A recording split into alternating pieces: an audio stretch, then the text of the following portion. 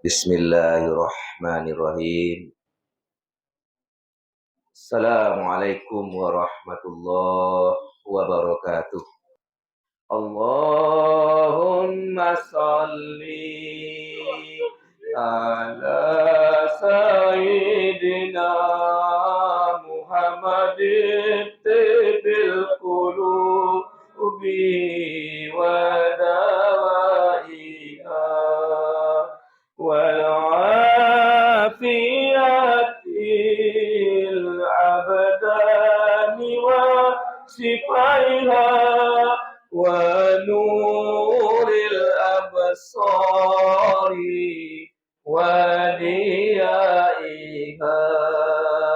وعلى آله وصحبه وسلم اللهم صل على سيدنا محمد طب القلوب ودوائها والعافية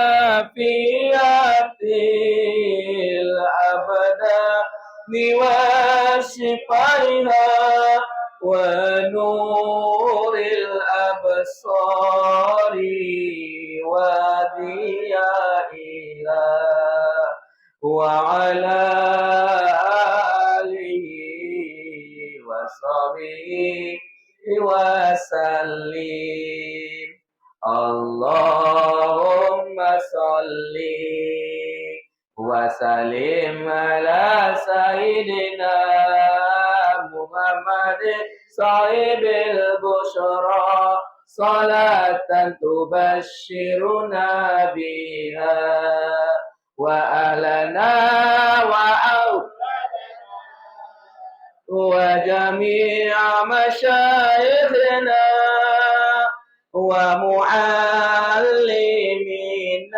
وطلبتنا وطالبتنا بيومنا هذا إلى يوم الآخرة اللهم صل وسلم على سيدنا محمد صاحب صلاة تبشرنا بها وأهلنا وأولادنا وجميع مشايخنا ومعلمينا وطلبتنا وطالبتنا بيومنا هذا إلى يوم الآخرة. Assalamualaikum ya Sayyidi ya Rasulullah. Assalamualaikum ya Sayyidina al-Mahdi ya Khalifatullah. Assalamualaikum ya Sayyidina al-Khidir ya Balya bin Mulkan Abal Labas. Assalatu wassalamu alaika ya abadi ya abaruhi ya Sayyidana Ahmad Ruhullah.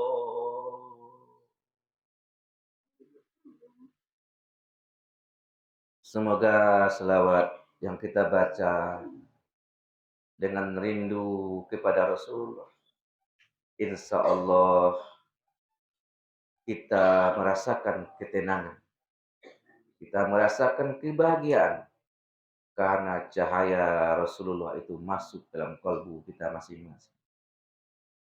Kemudian Bapak Ibu, sebelum kita melangkah kepada pengajian, kita buka acara pengajian kita pada malam hari ini dengan bacakan Ibu Al-Quran.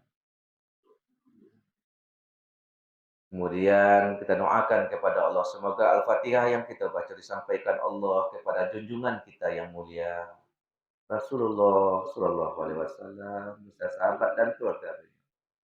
Kemudian untuk guru-guru kita yang mulia, kemudian ibu bapak kita masing-masing, sanak saudara kita, umumnya kepada kaum muslimin dan kaum muslimat, para muridin, para masyayikh kita, umumnya kepada seluruh kita yang berguru, kepada guru kita masing-masing.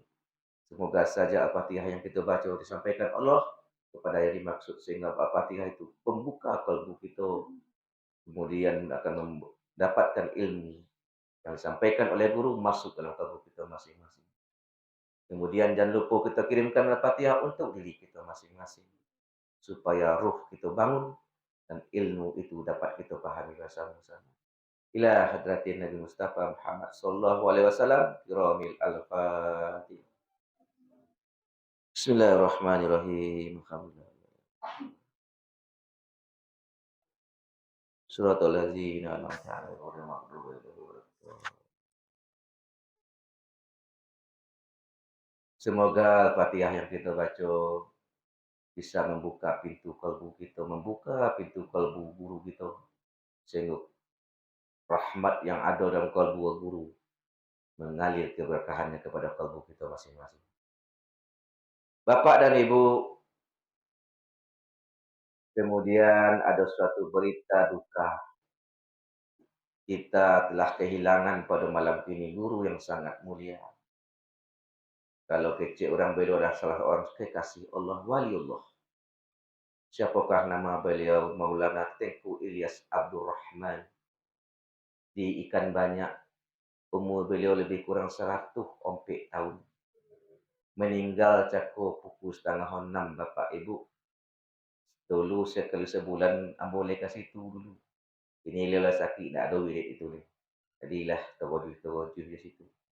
Jadi Sonjo Cako, beliau dipanggil oleh Allah. Doakan kepada Allah, semoga beliau dalam husnul khatimah.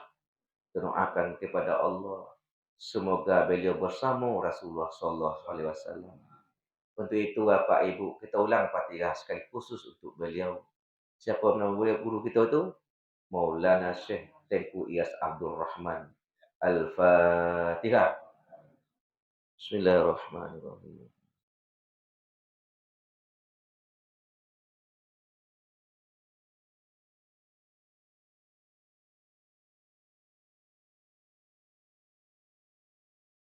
Amin ya Allah. Amin ya Rahman. Amin ya Mujibas Sa'id. Bapak dan Ibu, kenapa ambo katakan beliau seorang wali? Bukannya ambo mengada-ngada. Ada salah seorang kawan ambo, Bapak Ibu, pergi merantau ke Surabaya. Di Surabaya beliau mencari surau model aja gini ya.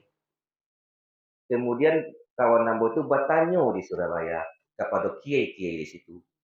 Wahai tuan kiai, itulah bahasa awak Bapak Ibu. Iyo ado wali Allah tu. Maka dijawablah dek kiai yang di Madura itu. Ang orang mah, ambo orang Payakumbuh. Payakumbuh itu di mana? Sumatera Barat, ya. Orang Minang, ya. Di Payakumbuh ada seorang wali. Katanya, di mana tuh Pak? Di Ikan Banyak, namanya Tengku Ilyas Abdurrahman. Di muka surau ni banyak bunga. Sedangkan guru itu tak pernah bersobok secara fisik. Jadi yang kenal wali adalah wali. Nah, Bapak dan Ibu, jadi keyakinan muncul di situ karena seorang wali yang berkata di Madura yang tak pernah bertemu secara fisik, secara rohani mungkin beliau bertemu. Maka Bapak dan Ibu, itulah pengakuan kawan Nambo dulu cerita di Simpang, bahwa beliau itu adalah seorang wali Allah, Bapak dan Ibu. Kekasih Allah. Jadi Bapak dan Ibu, kita kehilangan keberkahan. Kalau belah meninggal seorang wali Allah, seorang ulama, Allahu alam 100 tahun lain tak kalau duka mungkin Bapak dan Ibu. Jadi itulah kesedihan kita sebenarnya. Kenapa sedih Bapak dan Ibu?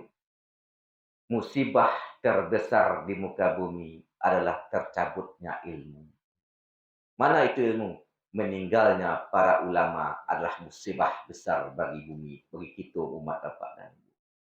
Maka dari itu kita mohon kepada Allah, semoga Allah munculkan ulama-ulama perkasih-kekasih Allah di muka bumi itu, supaya keberkahan muncul terus. kasih sayang Allah terus mengalir karena para ulama-ulama itu Bapak dan Ibu.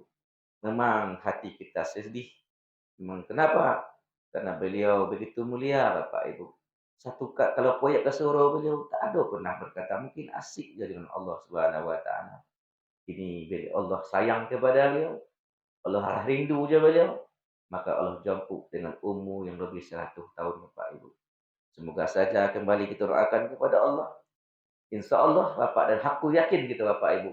Insya Allah beliau kini senang bersama Rasulullah Sallallahu Alaihi Wasallam dan bersama para wali-wali yang telah dijemput oleh Allah Subhanahu Wa Taala.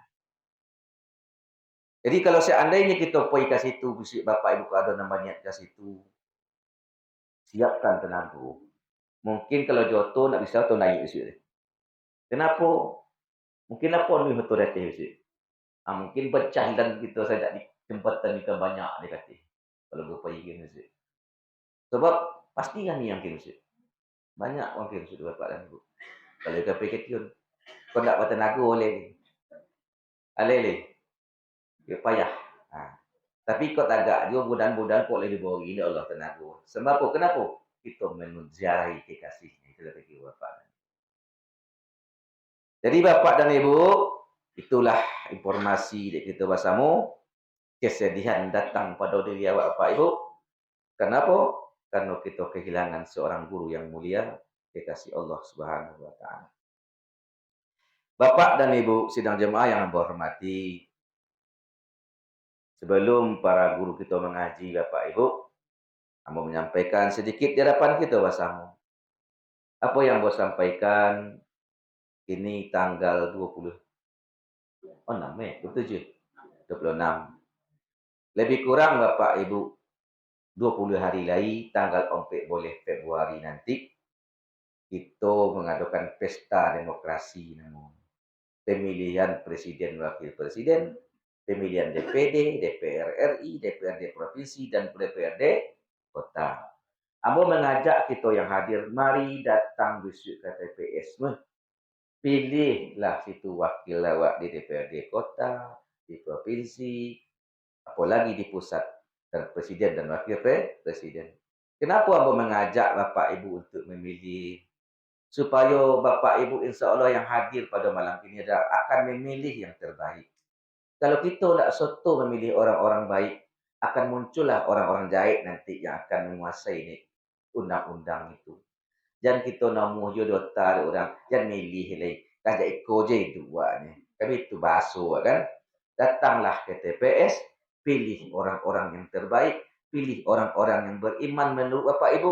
Kalaulah ada orang yang beriman data itu, insya Allah setiap kebijakannya nanti tentu akan takutnya kabeh zalim karena ada takut Allah Subhanahu wa taala. Jadi Bapak dan Ibu, ambo sampaikan tip di situ Bapak dan Ibu saya ketik tentang itu. Ambo tak menyebut, ambo tak gambarnya, tapi untuk mengajak Bapak Ibu ke TPS. Pilihlah nanti perwakilan baik di DPRD provinsi, DPRD kota, kabupaten, DPR RI dan presiden dan wakil presiden. Pilih kategorinya yang mempunyai IT dan mempunyai staff. Nama IT je, staff je. IT itu Bapak Ibu. Kalau kita bahasakan IT itu teknologi. Itu bahasa kini IT. Nah, HP ko IT nama, komputer tu IT nama. Tapi bukan IT itu yang bermaksud. IT yang dimaksud itu IT. Apa tu I? Pilihlah pemimpin awak, wakil-wakil itu yang mempunyai IT. Apa itu? Iman dan takwa. Iman, T takwa. Tonton coli ajalah Bapak Ibu orang-orang. Kolai. Setiap kita mungkin beriman, tapi coli dah yang lebih baik, itu maksudnya. Jangan coli piti banyak. Jangan piti banyak coli. Jangan pajero coli. Coli iman dan takwa. Coli rekam jejak kebaikan Bapak dan Ibu. Itu contohnya. Apa itu? Iman dan takwa. Dan mempunyai staff. Staff tu. Kalau dibasuhkan pegawai, kan itu nak. Apa itu staff? Kita ambil singkatannya. Nampak tamu S. Sidik. orang-orang benar. Walaupun kita tak benar, tapi berusaha untuk benar. Yang kedua T, T, tabligh. Sifat Nabi. Apa itu tabligh? Menyampaikan yang baik. Yang keluar dari kata tak pernah hujatan. Yang keluar dari nyukapannya kebaikan, tak pernah menyalahkan orang. Yang keluar dari perkataannya, tablighnya keluar kebaikan, ramah tamah, kelembutan, persatuan. Nah itu maksudnya. Tak keluar tabligh memecah. Nah, itu yang kedua. Yang ketiga, amanah.